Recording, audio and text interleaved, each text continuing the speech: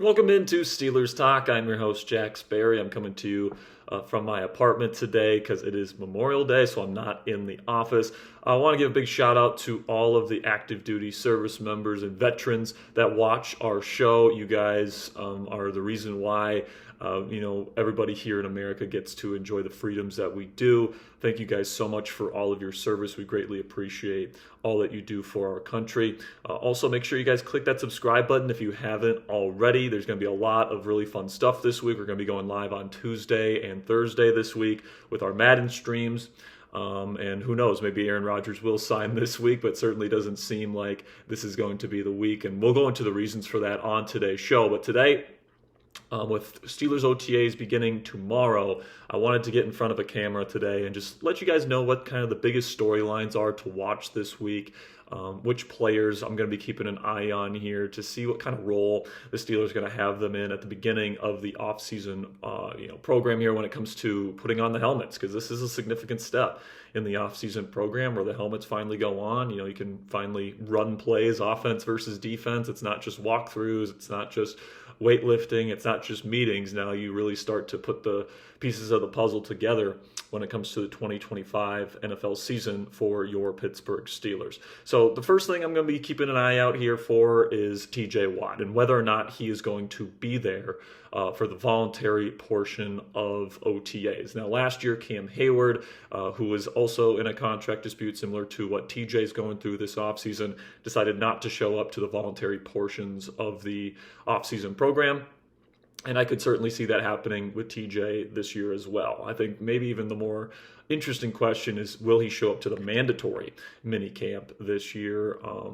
That's certainly going to be a question, especially if he does not show up to these voluntary OTAs. But if he is there, I think that's a really good sign that negotiations are in a good spot between TJ and the team. And I do think eventually a deal is going to get done before the start of the season, where he is probably going to be the highest paid edge rusher in all of football, exceeding Myles Garrett's number of $40 million per season. Now, I know a lot of Steelers fans maybe aren't too keen on paying 30-year-old TJ Watt that kind of money. But I think when you look at the impact that he has on this defense and the impact he had last year, I mean, just look at what happened to this defense and to this team when he got injured last year with that ankle injury against the Philadelphia Eagles. I think the team was 10-3 before the injury, and then they didn't win a single game after the injury. He brings so much value in terms of the turnovers and the sacks and the TFLs that he brings to the table. Like, he brings on double teams, which opens up opportunities for everybody else on the defensive line and on the defense as a whole. TJ is just so valuable, and for a team that is trying to win now, the Steelers are trying to win now. It's just not an option to not have TJ Watt on the team if you want to make a run. So I think that eventually a deal will get done. It's just going to be interesting to see where the negotiations are and whether TJ feels comfortable showing up to the voluntary OTAs this year. My guess is that he will not be there.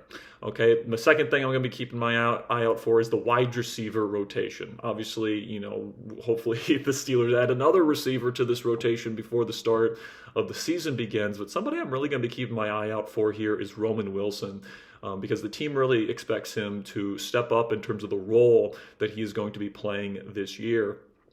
And I'm kind of expecting Robert Woods to kind of play that Van Jefferson role, where he's going to be playing specifically on early downs as kind of a run blocker, very good veteran presence. I expect him to be running with the ones quite a bit, maybe more than some people are expecting. And then Calvin Austin and Roman, I expect to rotate in as pass-heavy down type of players. And then Roman, I think, will get out on there on early downs, but in the slot. So that's kind of where I'm thinking the rotation's going to be here, but I'm excited to see what Roman Wilson looks like heading into his second year, where he really didn't even get a first year, if we're being completely honest with you. It's kind of similar to the Calvin Austin situation, where he completely missed his rookie season. And then, kind of expecting him to take a big leap forward alongside DK Metcalf and the other players in that room. Another thing I'll be looking out for here is the nickel cornerback position, because Beanie Bishop Jr. is kind of the presumptive favorite last year, first half of the season, he was the starter at that spot, made some big plays, some game-clinching interceptions, multiple game-clinching interceptions last year, actually, from Beanie. He definitely has a nose for the football, but his lack of size, led to him being a little bit of a liability in coverage at times. But hey, maybe after another offseason here, learning from Cam Sutton, who obviously did not play very well last year, maybe Beanie is somebody that's going to come into year two, and those coverage abilities as a UDFA rookie, just wasn't really there for him last season. Maybe he takes that next step forward and he's the bona fide guy, but there's also going to be competition at that spot. Brandon Echols was brought in, who can play the slot.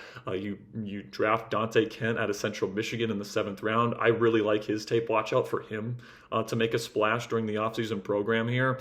And then Sebastian Castro out of Iowa is also a very good slot player, who is a UDFA out of Iowa this year, who brings more size to the table than Beanie Bishop Jr. does. So Beanie is the presumptive favorite. I expect him to get run with the ones right away when it comes to the OTAs, and probably at the beginning of training camp as well. But, the job is not set in stone at that spot. I firmly believe that. I think if Dante Kent or Sebastian Castro or even Echols goes in there and really has a really good offseason and training camp, and Beanie struggles, then absolutely that job could be up for grabs at some point. But I'm excited to see who rotates in at that position and who kind of shows out here at the early portion of the offseason program.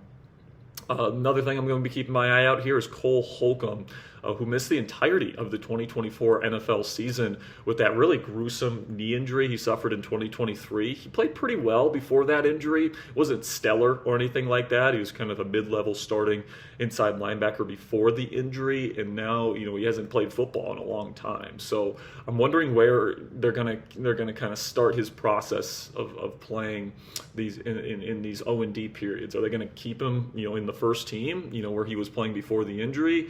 Is he going to be kind of Patrick Queen's running mate in the Steelers defense, in the first team kind of unit there? Or are they going to give that to Peyton Wilson, who played really, really well in his rookie season last year out of NC State? I think I would start Peyton Wilson to start, and then, let Holcomb rotate in as a third guy. You also can't forget they have Malik Harrison, who they brought in free agency, who they really like too, who's going to be rotating in. So it's going to be interesting to see if Holcomb is, kind of the third or the fourth guy in this rotation on the depth chart to start the kind of process here. Coming off that injury, though, and after a really good rookie season for Peyton Wilson, I think if I were in charge here, I probably wouldn't have him start as a bona fide starter running with the ones.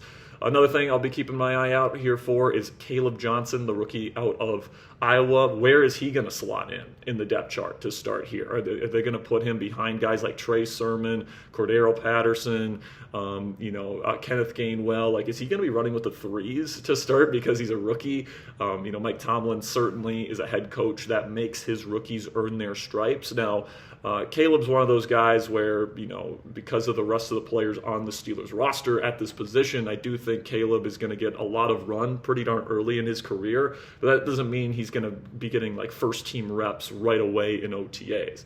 Would it completely shock me if he works in a little bit with the ones during these practices? It wouldn't, and that's what I'm going to be keeping my eye out for, because I do expect him to get quite a bit of playing time this year because of the skill set he brings to the table as a really fast, bigger running back that can really be their explosive play guy on early downs in the run game, kind of that missing piece that they were hoping Najee Harris was going to be, but just never really was. So I'm excited to see what Kaleb Johnson looks like. He looked really good at rookie minicamp, and I'm excited to see what he looks like with the entirety of the rest of the team. And then the final thing I'll be looking out for is the UDFAs, because these are always the interesting kind of players that are going to be looking to carve out a role on the 53-man roster when it's all said and done. Last year, Beanie Bishop Jr. was the guy that everyone had their eyes on, and he ended up being a Week 1 starter for the Pittsburgh Steelers last year.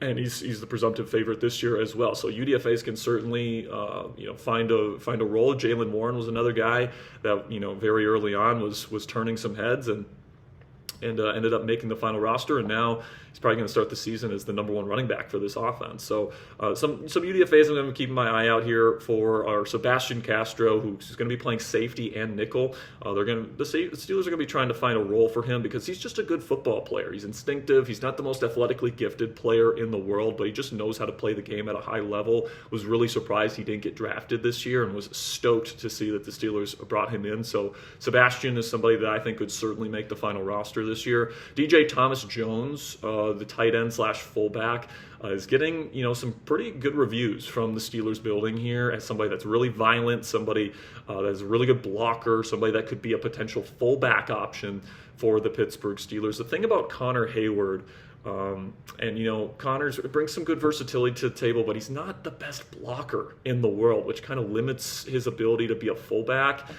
They tried him out at that position last year, and it just didn't work out in the correct way, in my opinion. But DJ Thomas Jones has an opportunity to carve himself out a legitimate role. We know the Steelers and Arthur Smith like to use a fullback if they can use one. They almost brought in Kyle Juszczyk this year before he went back to the San Francisco 49ers. So if Thomas Jones proves his worth during the offseason program, he is somebody that I think could absolutely work his way into the 53-man roster. Rock Taylor, a wide receiver out of Memphis, bigger receiver that can make contested catches. If he can show some route running chops and show some good things, especially if the Steelers don't bring in another veteran wide receiver this offseason, he definitely has an opportunity to maybe make the roster this year. And then a couple offensive linemen I'll be keeping my eye out for here. Aiden Williams out of Minnesota Duluth. He's going to be an interior lineman.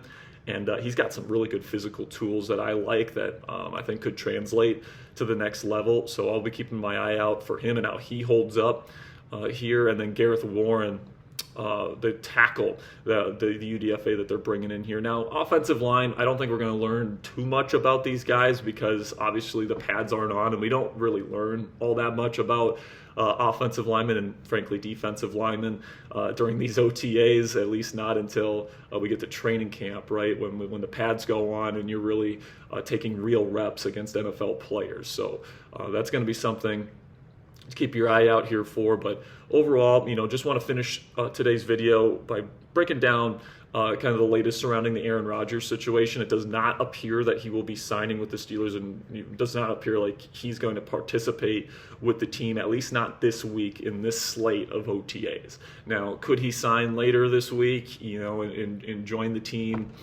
for the second week of voluntary OTAs? It's definitely possible, but if he's not going to be there for the first set of voluntary OTAs, I will say I think it's more likely he signs before mandatory minicamp than he is before the second week of OTAs.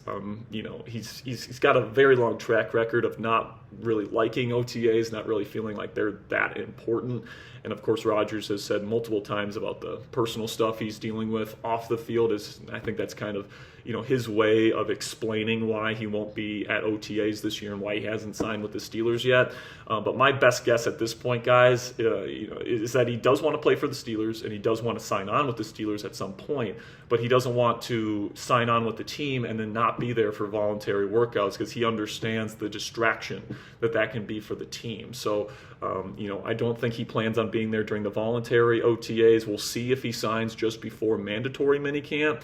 But honestly, guys, I could certainly see him not sign, until after mandatory minicamp either. Last year, he went on a trip to Egypt during Jets mandatory minicamp, and he got fined for it. So maybe he just doesn't want to participate in any of these, off-season workouts where the pads aren't on. It's not real football, blah, blah, blah, blah, blah.